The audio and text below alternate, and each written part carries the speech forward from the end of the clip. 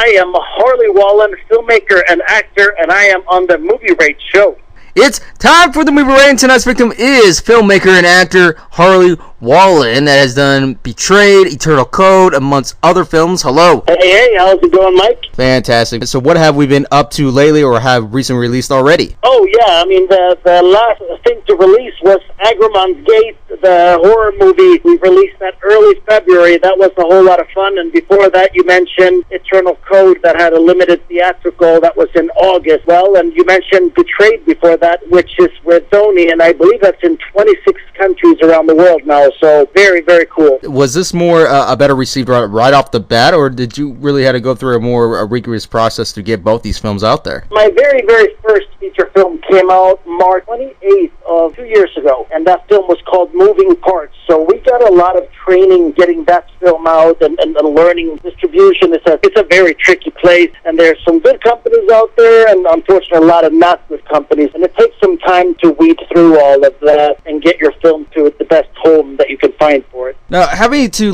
release your film into other countries, especially in other countries, then do they ever see the fact that you were also an actor as well? Do they ever take that consideration, and the fact that was an actor and then you are a filmmaker now? Did they take that in terms of reputation? What I've heard from all of the distributors that I have 7 films on the market right now, and what they're saying is that it's very, very smart branding to put together a strong film, and me being an actor who has at least a supporting role in most of my films, it's a good branding perspective. Obviously, you got to pull it off, otherwise it probably is not the best idea. Absolutely, but I think, the proof will be in the pudding. So you look at some of the films that we've put out, Betrayed or Moving Parts or Eternal Code, Bennett Song, all of them have won major film awards, such as, Barcelona International or Amsterdam or Berlin or London. Been very, very fortunate to have a good run with all of our films at very highly rated festivals. So I think that's what's going to make them say, okay, this guy's not one of them guys that's just put himself out there. He's actually good at this. And I started as an actor, and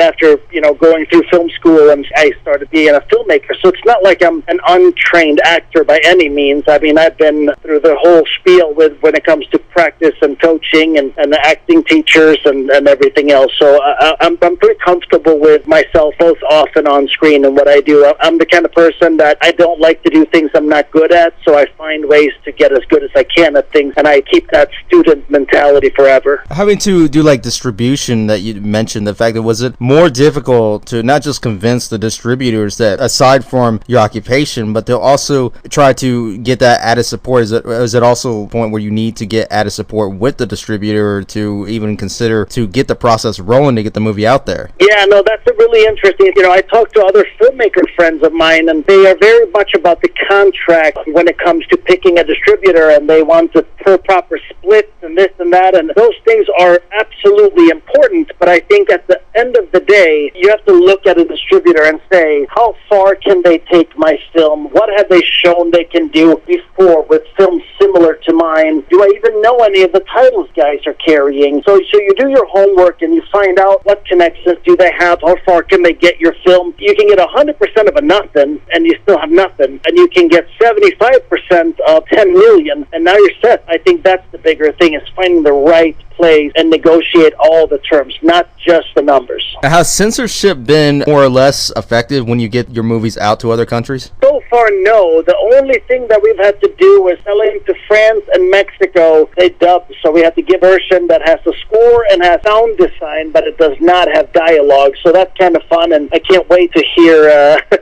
what we all sound like when they're done with it, because that's a pretty big process to go through and dub a whole film with voice actors. So we must have done a pretty good job if they're willing to go through that process. Oh, absolutely. And then the fact that some directors out there, they're a little bit more visionary in terms of how they want it. This is how I want it. This is the way I want it. But at the same time, if censorship of any way, especially trying to get out to other countries, they kind of take it personal. And unfortunately, you try to take it personal, or at least put it on a personal level. How would you define the difference between a personal and professional level for you? It's a tricky question, because a lot of questions have two answers. They have one answer for in general, and then they have one answer for specifically. So I think in general, I have found my personal and professional ways to be a lot alike. I don't like to be taken for a ride. I generally think that most people will do their best if you give them an opportunity to do so. But as far as specifically, there's been a couple of calls where I probably didn't love the decision. We had a couple of titles get renamed, and I did agree to it. I didn't fight them on it. They had a fair amount of my films. They wanted to remake the poster, and actually I've not been disappointed so far with the posters, but the titling sometimes gets me. November 1st, we released a film called Abstruse. That's our most awarded film so far, and that film blown up on the film festival market all over the world. It's got 22 Best Film awards and probably another 20 nominations. And they changed the title on it, and that was hard on me because I did not agree with it at all. But I also know that they won't make any money unless I make money, so I have to try to find a way to trust them, but that was not easy. I think more of the entire branding with a film that has been awarded pretty much all over the world was to some degree wiped out when you renamed the title. You can find it still on IMDb because most of them were IMDb credited, but not all people will follow it. So they might not even know the success of the film, and maybe people who heard about it at festivals, wanted to see it, are keeping an eye out for the title that no longer exists. After things settle down from this current situation that we're going through right now, when all the studios are back in place and everything else, as far as the film industry goes, do you think that it'll be more work to receive viewer control again, or viewership in terms of control through online community? Do you think it'd be harder to grasp the viewers away from some of the online, because now everyone is going to online? Yeah, and I think that's actually rough because I think we were already going in that direction. I mean, a lot of movie theaters are already dying, and this is not going to help their cause. But you never know. Sometimes life has the opposite effect. You know, right now, I think once we get out of this, we're all going to really want to stretch our legs and really enjoy. And I think we might get a reignition to these type of things from that. Revitalization of the quality of storytelling. You never know. But now everyone is currently watching online. And of course, this has been going on for a while now. But the fact is, like, having to place your movies back in the physical form, having to regain, everybody going back in those seats again in the theaters and stuff. And the theaters themselves are already suffering as is, and so forth. We're looking at the two films we have releasing this year. One is a sequel to our film, the family romantic comedy Bennett Song. We have a holiday sequel to that, and it's incredibly good. I'm so freaking proud of it. When you compare this to the first one, I would easily pick this over the first, and the first one has been very successful. So that's going to be a whole lot of fun, but it's likely going to be a limited theatrical, and I really hope that people come out for it. We have Corbin Burnson in it, who's absolutely amazing and electric. We have Dennis Haskins, Mr. Belding from Saved by the Bell is in it, and then we have this young phenom, Bryce Xavier, the huge following on Instagram and YouTube and whatnot. He's a musician / actor, done some Nickelodeon stuff, and he's in this as well. So we have a really, really good core between them people and the people that we had from the original episode that obviously continue their story here in the second one. So that's going to be out. Hopefully we'll do a Christmas in July limited theatrical, but if not, we'll probably hold the release of that one till holiday time. And then we have a horror movie. I have actually not seen the rough cut of this yet. My editor is going to have it to me any day here now. This is by far my favorite film that we've done. It's a horror film, and the script was so good. A good friend of mine, Brett Miller, wrote it, and it's a really good story, really good acting. Jamie Bernadette from I Spit on Your Grave, Deja Vu, stars in it. Mel Novak stars in it. Jimmy Doom and Erica Hovland. Just going to be a crazy good movie. My editor swears that's going to be the film that breaks us mainstream, so we'll see if he's right, but that's what he keeps saying. Do you think in areas of film, can contradiction actually be a good start as a gain in terms of viewer awareness in some ways, or do you think that's just an absolutely non-option for some things in this circumstance? Depending on what you mean, I think a contradiction, as in the opposite of what people like or want, definitely can work, because it's one of them things like Tiger King. I had no idea I had any interest in any of that stuff, and I started watching it, and I was like, goodness Lord, this is a train wreck that I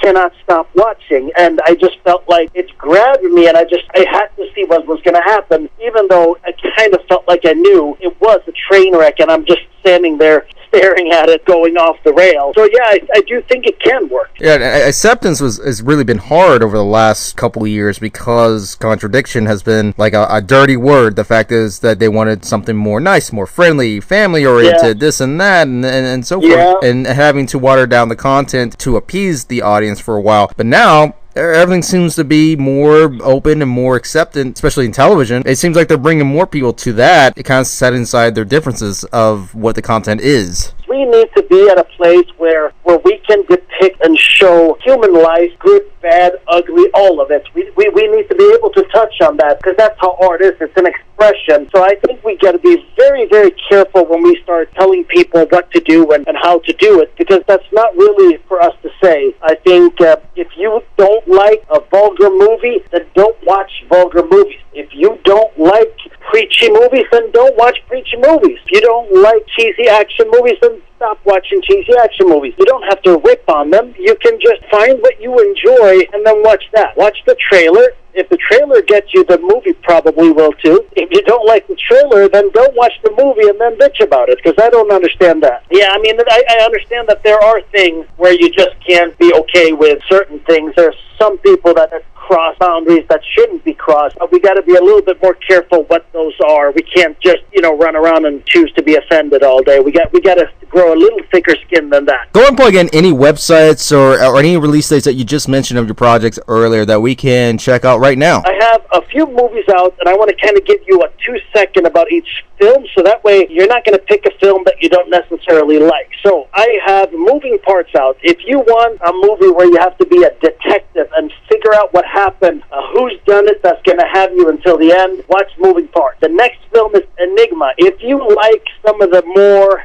cultish films about demons and spookiness, if you like Fallen with Denzel, anything in that direction, then check out Enigma. If you like maybe American Psycho, check out Abstruse, probably going to be right up your alley. If you want to see somebody kind of slipping and losing it, almost like a prequel to American Psycho, then watch Abstruse. We have Enigma. If you like sci-fi touch of things, or if you like moral dilemmas, then Eternal Code is right up your alley. It's the kind of movie that makes you go, ooh, I wonder. Betrayed. If you like films about hardcore subjects such as human trafficking, then definitely Betrayed is for you. It talks about and touches on corruption and human trafficking and the systems of the world that we live in today. If you like rom-coms and smiling and laughing and feeling good, then you should probably watch Benetton, as that movie is one of those good film movies that I remember when we had the physical premiere of it, I had a bunch of guys wiping their tears walking out of it going, don't ever do this to me again. Damn, Harley, that's a good movie. So that kind of, I think, sums everything up. And then the last film we just released, Agramon's Gate, I wanted to go back to Hitchcock